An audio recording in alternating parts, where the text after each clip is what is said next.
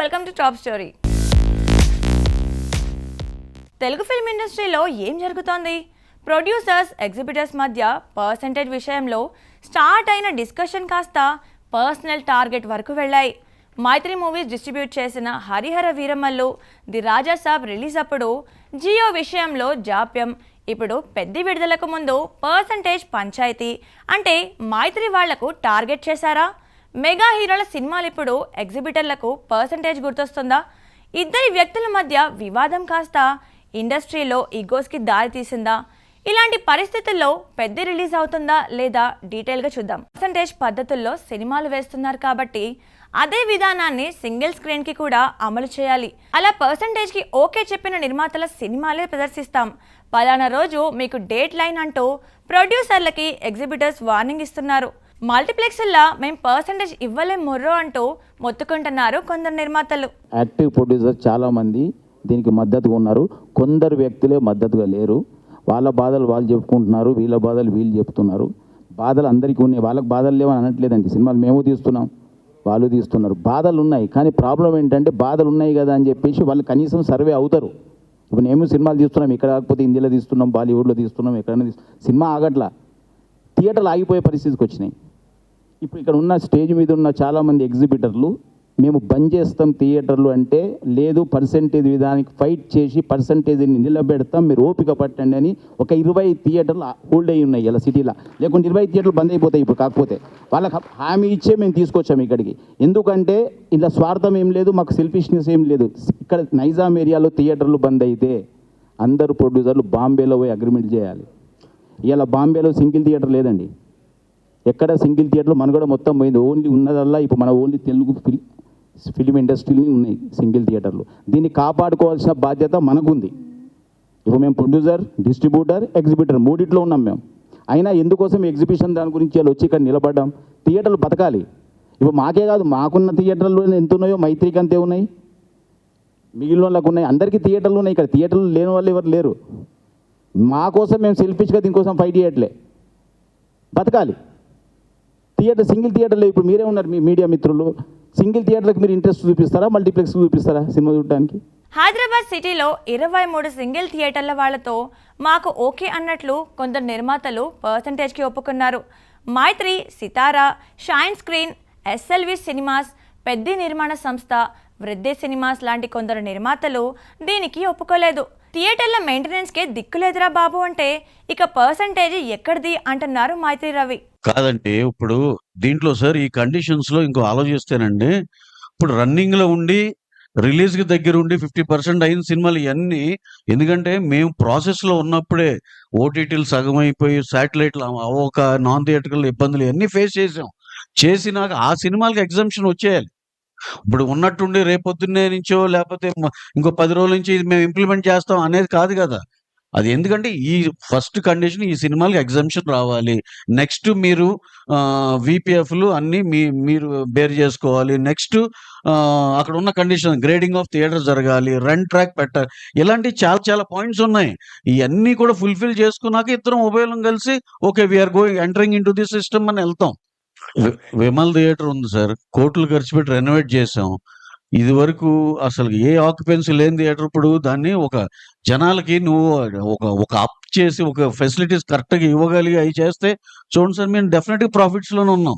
ఏం చెప్తున్నాం, అది రెంటల్లో వేసి ప్రాఫిట్లో ఉన్నాం. అంటే ఏంటి, కిట్క్ అంతా ఎక్కడ ఉంది? థియేటర్ని రెనోవేట్ చేయండి రా, నాకు శుభ్రంగా వాళ్ళు వచ్చే హ్యాపీగా ఎంజాయ్ చేసి వెళ్ళే ఫెసిలిటీస్ ఇవ్వండి.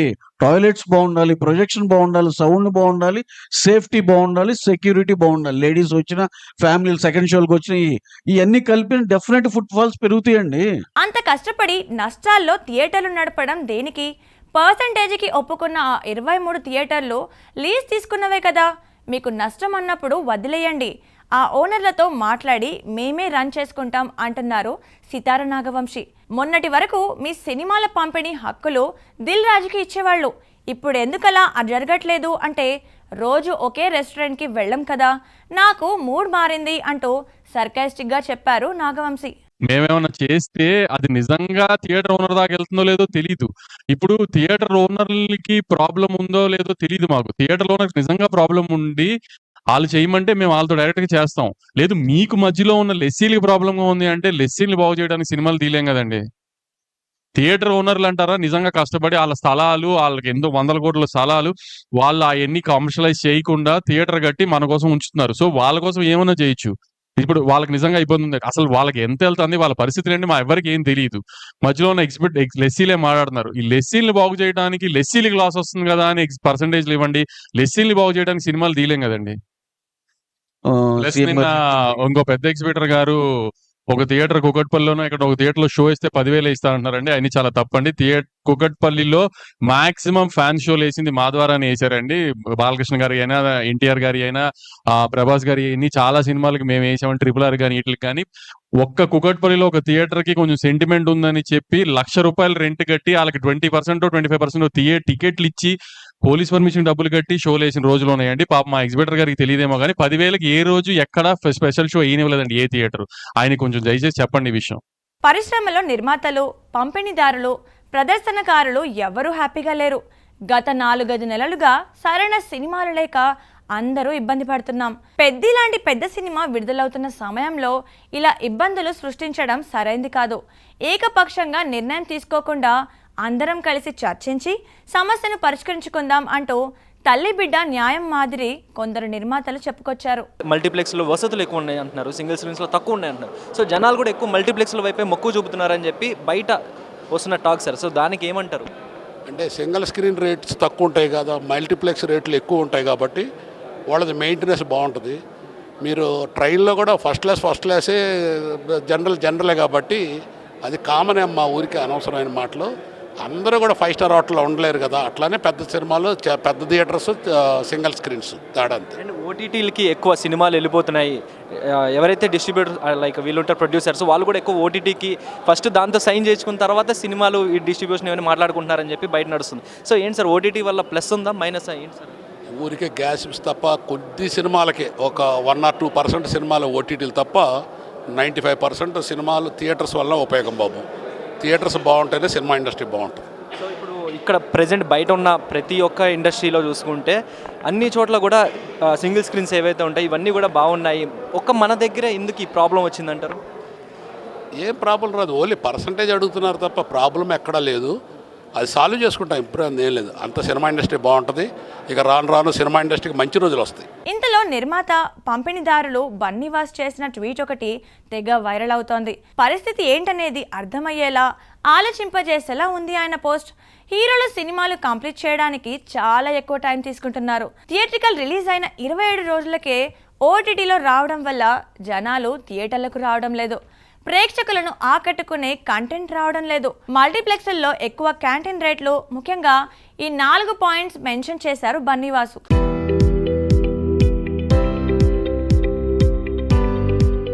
ఈ 4 పాయింట్లలో 3 మన చేతిలోనే ఉన్నాయి.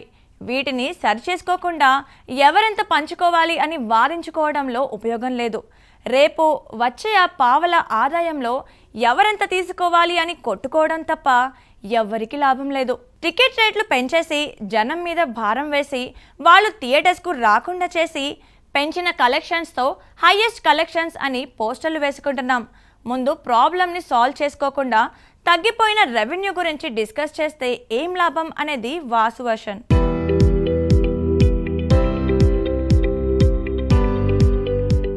మొన్న శిరీష్ వర్గం వారు ప్రెస్ మీట్ పెట్టి మనం పాన్ ఇండియా సినిమాలు తీస్తున్నాం, పక్క రాష్ట్రాల్లో మన సినిమాలను పర్సంటేజ్ పద్ధతిలో ప్రదర్శిస్తున్నాం, కానీ మన దగ్గర ఆ పరిస్థితి లేకపోవడం అన్యాయం. ఇండస్ట్రీ అందరిది అన్నారు నిన్న మైత్రి రవి. మరికొంతమంది నిర్మాత, డిస్ట్రిబ్యూటర్ల వ్యవహారం మాత్రం మరోలా ఉంది. మరి అసలు సమస్య ఎక్కడుంది? Telugu cinema pan India cinema అయింది, అలా తెలుగు సినిమా లేదు. High budget cinema pan India అన్నప్పుడు మరి బెంగళూరులో ఎందుకు పర్సెంటేజ్ ఇస్తున్నారు, మహారాష్ట్రలో ఎందుకు పర్సెంటేజ్ ఇస్తున్నారు, తమిళనాడు ఎందుకు పర్సెంటేజ్ ఇస్తున్నారు? తెలుగు స్టేట్ ఏం చేసింది? మన సినిమా, మన హీరోలు, మన డైరెక్టర్లు, మన వ్యవస్థ. మనకేది మన థియేటర్లు ఎక్కడున్నాయి ఈరోజు? మీరు మాట్లాడండి సార్, మీడియా మీరు మాట్లాడండి, మీరు నిలదీయండి క్వశ్చన్లకు ఆన్సర్లని. మేము కాదు మాట్లాడాల్సింది. మేము మాట్లాడితే శిరీష్ రెడ్డి బ్యాడ్, శిరీష్ రెడ్డి ఇలా మాట్లాడతాడు. ఇది కాదు వ్యవస్థని మొత్తం టోటల్ ఇండియాలో అన్ని స్టేట్లు తిరిగి ఎక్కడ ఏ వ్యవస్థ ఎలా నడుస్తుంది. మనం ఒక్కళ్ళం కాదు కదా. ప్యాన్ ఇండియా సినిమాలు చేసి ఒక పుష్ప లాంటి సినిమా ఇలా ఎంతమంది ఎంజాయ్ చేశారండి వరల్డ్లో, ఇండియాలో. మనం ఎక్కడ ఎంజాయ్ చేసాం? మనకేంటి చెప్పండి? వాళ్ళు ఎంజాయ్ చేస్తున్నారు. ఇప్పుడు అక్కడ పోయి అందరికి పర్సెంటేజ్ ఇచ్చి వస్తున్నాం కదా. మేము గేమ్ చేంజర్ చేసాం, మేము ప్యాన్ ఇండియా సినిమాలు చేస్తున్నాం, మేము ఇప్పుడు హిందీలో సల్మాన్ ఖాన్తో సినిమా చేస్తున్నాం. అంటే ఎంత పాన్ ఇండియా సినిమా అయినా తెలుగు స్టేట్స్లో వచ్చే డబ్బు వేరు, మిగతా దాంట్లో ఇప్పుడు మీరు అన్నట్టు బెంగళూరులో ఇస్తున్నారు, లేకపోతే తమిళనాడులో ఇస్తున్నారు అంటే నెంబర్ ఆఫ్ థియేటర్స్ తక్కువ అయి ఉండొచ్చు, ఇంకా అక్కడ దేర్ ఈజ్ నో ఆల్టర్నేట్ అయి ఉండొచ్చు. కానీ కావాల్సిన డబ్బే ఇక్కడ. ఒక నిమిషం, నేను ఆన్సర్ ఆల్టర్నేట్ ఎందుకు అయింది? మూతపడ్డాయి. బాంబేలో ఎన్ని సింగిల్ థియేటర్లు చెప్పండి? బాంబేలో ఎన్ని సింగిల్ థియేటర్లు? బాంబేలో సంవత్సరాలు అయిన సినిమాలు రోజులున్నాయి కదా, ఇక్కడ పోయినా ఆ థియేటర్లు లేవు కదా. ఇప్పుడు రేపు అదే హైదరాబాద్ అదే ఆగుద్ది. ఇంకొక 1 year తర్వాత మొత్తం ఏ థియేటర్ కనపడుతుంది? నేను RRR రిలీజ్ చేశాను నైజాంలో. RRR సినిమాకి ఇప్పటికీ సినిమాకి 100 థియేటర్లు పోయినాయి తెలుసా మీకు? ఎన్ని రోజులు అయింది RRR వచ్చి?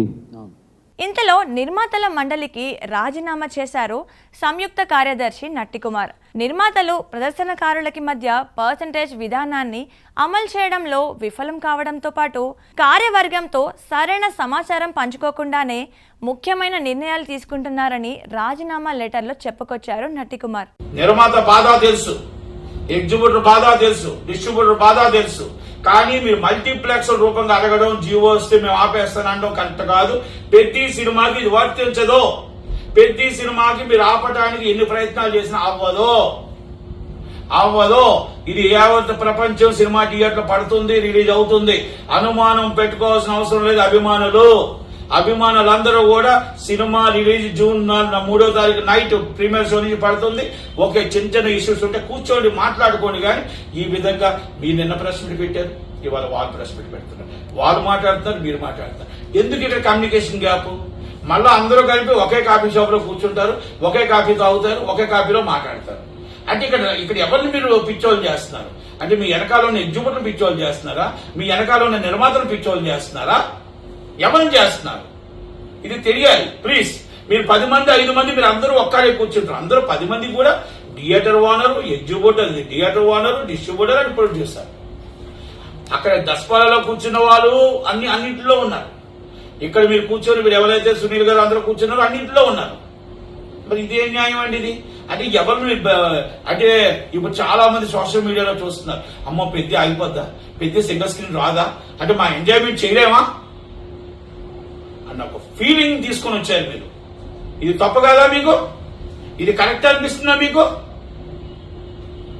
ప్రాబ్లం సాల్వ్ చేయండి, చేసుకోండి. కానీ ఆ ప్రాబ్లం ని మీరు council and chamber and Telangana chamber కూర్చొని అందరూ కూర్చొని అందరినీ పిలండి. చిన్న సినిమా నిర్మాతలు కూడా పిలవండి, పిలిచి అభిప్రాయం తెలుసుకోండి, మా బాధను తెలుసుకోండి, మా కష్టాన్ని తెలుసుకోండి. చిన్నవాళ్ళు వస్తే ఒక చిన్న చూపు చూస్తున్నారు, పెద్దవాళ్ళు వస్తే ఒకలా చూస్తున్నారు. ఇది ఎంత దాకా కరెక్టో ఒక్కసారి ఆలోచించండి. కట్ చేస్తే ఇదంతా ఒకెత్తు, అసలు అండర్ కరెంట్ గా జరుగుతుంది వేరు అన్నట్టుంది వ్యవహారం. 2008 నుంచే ఎగ్జిబిటర్లకు నిర్మాతలకు మధ్య ఈ ఇష్యూ నడుస్తుందట. అలాగే దిల్ రాజు, మైత్రి మూవీ మేకర్స్ మధ్య గత 8 నుంచి 10 ఏళ్లుగా ఉన్న అంతర్గత విభేదాలే ఈ పరిస్థితికి దారితీశాయి అనేది మరో వర్షన్. సినిమా వాళ్ళు ఎందుకు రాజకీయాలు చేస్తున్నారు? మైత్రి వాళ్ళ సినిమాల దగ్గరకు వచ్చేటప్పటికే దిల్ రాజు ఈ రెంటల్ పర్సంటేజీల ఇష్యూ తెర మీదకు తెచ్చి ఎగ్జిబిటర్లను ఉసికొల్పుతున్నారా? దీనికి సమాధానం వాళ్ళకే తెలియాలి. సార్, సింగిల్ స్క్రీన్స్ అనేటి ఆల్మోస్ట్ ఇప్పుడు ఎగ్జాంపుల్ చెప్తున్నా, సికింద్రాబాద్లో 9 థియేటర్స్, అంటే లాస్ట్ 2-3 yearsలో నర్తకి, ఓకే, చిత్రాని, రాజేశ్వరి, సురేష్, అలంకార్, ఇంకేంది డ్రీమ్ ల్యాండ్, అట్లా 8-9 థియేటర్లు ఖాళీ 2-3 yearsలో బంద్ అయిపోయింది. ఓన్లీ సికింద్రాబాద్ ఏరియాలో. మేము అదే ఆలోచించినాం, ఏమని చేస్తే సింగిల్ స్క్రీన్స్ బతికేయాలి. ఇప్పుడు హీరోకు ఇప్పుడు సింగిల్ స్క్రీన్స్కి పోతాడు.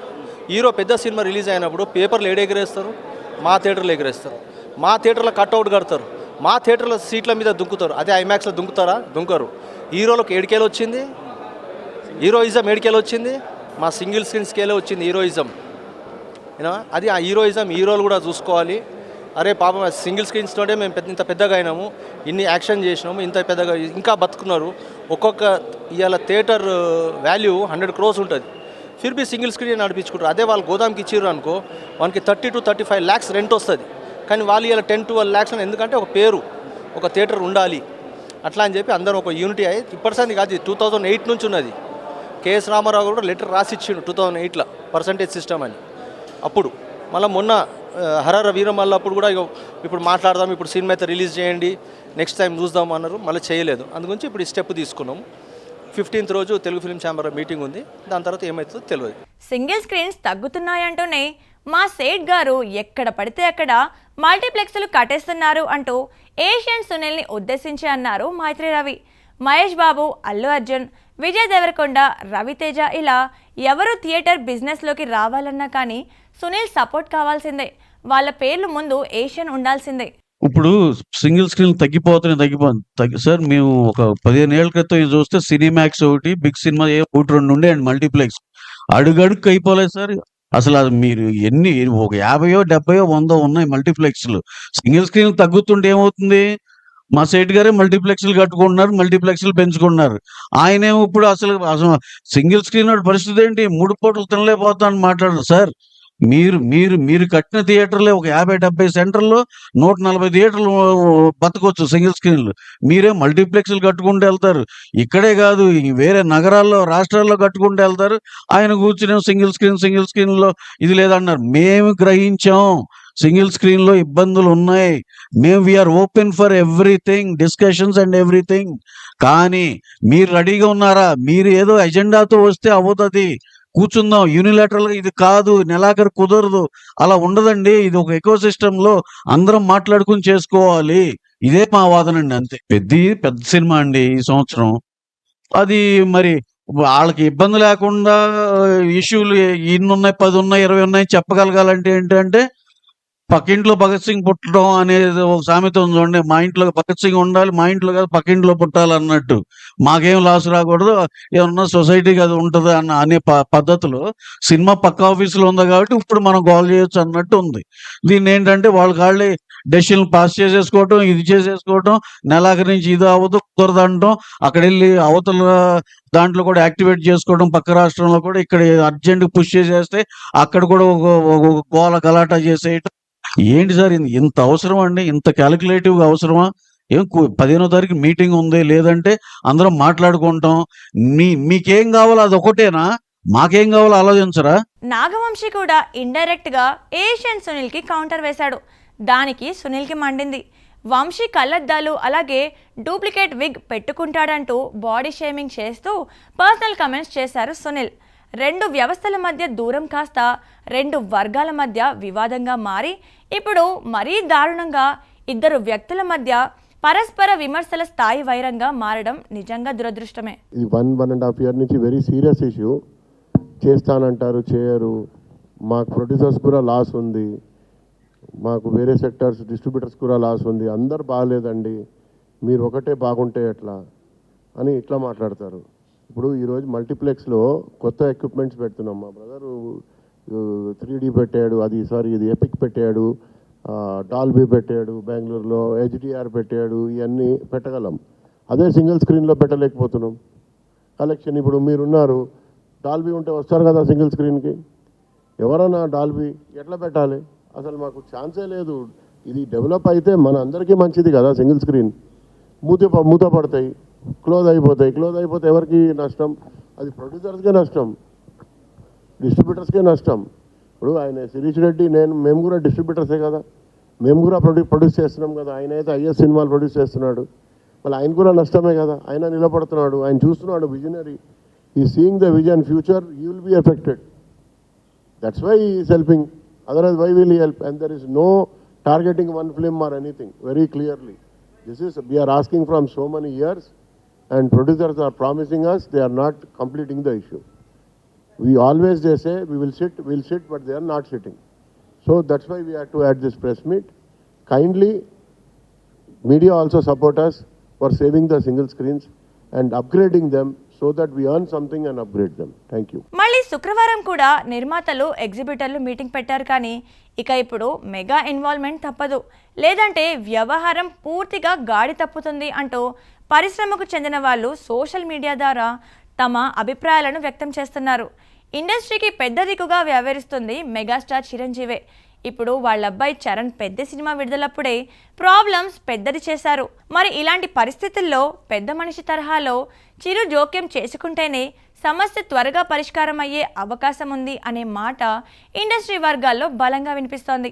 సో ఈరోజు ఛాంబర్లో ఎగ్జిబిటర్స్, డిస్ట్రిబ్యూటర్స్, ప్రొడ్యూసర్స్కి మీటింగ్ జరిగింది. సో ఈ పర్సంటేజ్ విధానం గురించి ఎగ్జిబిటర్స్ తీసుకున్న నిర్ణయానికి ఈరోజు ముందుగా ప్రొడ్యూసర్స్ అందరూ పర్సంటేజ్ చెయ్యటానికి సానుకూలంగా ముందు స్పందించారు. సో దానికోసము ఒక కమిటీ ఫామ్ చేసుకొని తొందరలోనే ఆ కమిటీ ద్వారా ఈ పర్సంటేజ్ విధానం ఎలా ఉండాలి అంటే A centres, B centres, C centres ఇలా రకరకాలుగా సెంటర్స్ ఉంటాయి కాబట్టి దేనికి ఎలా పర్సంటేజ్లో వెళ్ళాలి అనే దానికి కమిటీ ఫైనల్ చేసి తొందరలోనే దీనికి సంబంధించింది ఎలా చేయబోతున్నారు అనేది ఛాంబర్ ద్వారా అనౌన్స్ చేస్తారు. ముందు హెల్దీ, పాజిటివ్. సో రెండు ఎగ్జిబిటర్స్ నుంచి కానీ ఇటు ప్రొడ్యూసర్స్ నుంచి కానీ అన్ని సమస్యలు మాట్లాడేసుకొని ఛాంబర్లో సాల్వ్ చేసుకున్నాము. దాంట్లో డిస్ట్రిబ్యూటర్స్ కూడా సినిమాని రేపు డిస్ట్రిబ్యూట్ చేసే వాళ్ళు ఉంటారు కాబట్టి 3 సెక్టార్స్ సానుకూలంగా పాజిటివ్గా వచ్చి కమిటీ ఫైనల్ చేసుకున్నాం. సో రాబోతున్న మా సతీష్ గారి పెద్ది జూన్ 4th చాలా హెల్దీగా రిలీజ్ అవుతుంది. దాంట్లో ఎలాంటి ఎవరికి డౌట్స్ అక్కర్లేదు. Thank you. సో చూసారు కదండి ఇవాళ టాప్ స్టోరీ విశేషాలు. మరో ఎపిసోడ్తో మళ్ళీ కలుద్దాం. Keep watching Mahaa Max.